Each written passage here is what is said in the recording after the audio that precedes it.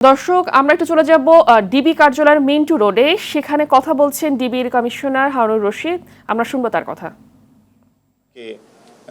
মানে ভয় দেখাবে, তাকে নোট ছবি, তার যে নোট ছবিটা তারা তুলে এই ছবিটা দিয়ে তাকে 2 দিন ব্ল্যাকমেল করবে। অর্থাৎ তার কাছ থেকে, তার ইন্ডিয়া যে বন্ধু বান্ধব তাদের কাছ থেকে অথবা বাংলাদেশ থেকে হুন্ডির মাধ্যমে টাকাটা নিয়ে আসবে শাহিন, একে যত কোটি টাকায় পারে। কিন্তু তাদের মূল উদ্দেশ্যটা ছিল তাকে হত্যা তাকে করবে, কিন্তু 2 দিন তাকে রাখবে, রেখে তাকে বিভিন্ন জায়গাগুলো তাতে টাকাটা নিবে। ওই টাকার যে ইনকামের পার্ট, এটা কামলাদের দিবে, অর্থাৎ যে কামলারা এক্সিকিউশনের দায়িত্ব নিয়েছেন।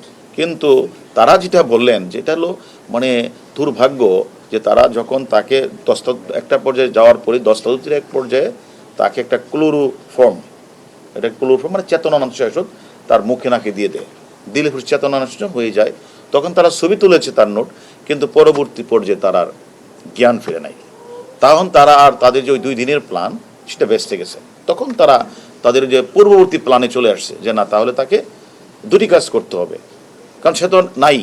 তখন তাকে এটাকে সরিয়ে এমনভাবে গুম করতে হবে, এমনভাবে তার মোবাইলগুলিকে অ্যানালাইসিস করে বিভিন্ন জায়গায় দিতে হবে, যেন তাকে যেন এই জায়গায় যে ক্রাইমটা হয়েছে এটা যেন খুঁজে না পারে। তখন তারা যেটা করলেন, ওই যে কাজটা করার কথা, তারা বিভিন্ন, আপনারা ছবিতেও দেখেছেন, এটা করে তারা মোবাইলগুলি নিয়ে যায়। একজন আমাদের হাতে যে তাকে দিয়ে দিলেন 4টা মোবাইল। সে তখন বেনাপুলের কাছে গিয়ে আমাদের আনার সাহেবের যে অ্যান্টি গ্রুপ আছে জিনাইদা বা উইবঙ্গে, 4টা মোবাইল থেকে 4টা রিং দেয়। অর্থাৎ বোঝানোর জন্য, ওই মোবাইল থেকে বোঝানোর জন্য যে কথাটা এরকম বলবে যে শেষ, অর্থাৎ যাতে আইন শৃঙ্খলা বাহিনী যেন ওদের পিছনে ঘুরে, ওই যাদের কাছে টেলিফোনটা করেছে ওদের পিছনে যেন ঘুরে, আর অন্যদিকে যেন দাবিত না হয়। প্লেস অফ অকারেন্স, ঘটনাস্থলটা কোনো সময় বললাম না, মেসেজ দিলেন কলকাতা, দিল্লি, কোনো সময় মেসেজ আসলো সে তার লোকেশন হলো ওই মুজাফফরাবাদ, আবার আরেকজন চলে আসলো হলো এই বেনাপুলের এসে, বেনাপুলেতে আবার বাংলাদেশের নাম্বারটা আবার ঢুকে। অর্থাৎ বাংলাদেশে এসে তার যে আমরা যতটুকু শুনেছি যে অ্যান্টি গ্রুপ, অর্থাৎ একজনের সাথে একজনের দ্বন্দ্ব থাকে, ওই অ্যান্টি গ্রুপের কাছে এই কথাগুলি বলতে, অর্থাৎ যাতে আমাদের আইন শৃঙ্খলা বাহিনী যখন আমরা খোঁজ নিব তার অ্যান্টি গ্রুপ জড়িত কিনা, তখন দেখবো মোবাইলের সাথে একটা ইন্ডিয়া বা বেনাপুলের কাছ থেকে একটা রিং আছে।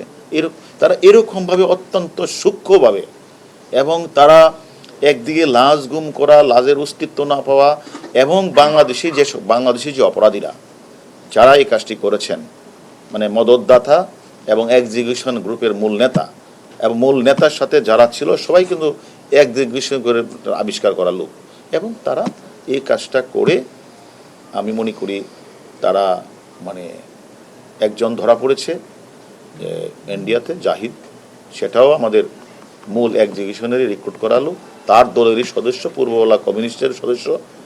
এবং এখন যে প্রশ্নটা করেছেন আপনি, যে অ্যাকচুয়ালি আসলে আমাদের তদন্ত অনেক রয়েছে, এরা আমাদের আসামিদের জিজ্ঞাসাবাদ করছে, আমরাও সেখানে যাব, ঘটনাস্থল পরিদর্শন করব, আমরাও ওই আসামির সাথে কথা বলবো, তারপরে তার কথার সাথে ওইখানের যে লোকেশান, বিভিন্ন ধরনের এইগুলি বাসা বাড়ি সবগুলি আমরা মিলাবো।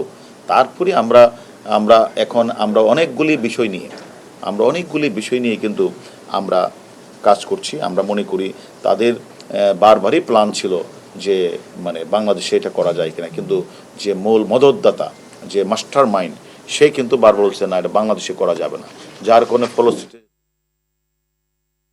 দর্শক, আমরা এতক্ষণ মিন্টু রোডের ডিবি কার্যালয় থেকে শুনছিলাম ডিবির অতিরিক্ত কমিশনার হারুনুর রশিদের সংবাদ সম্মেলনের অংশবিশেষ।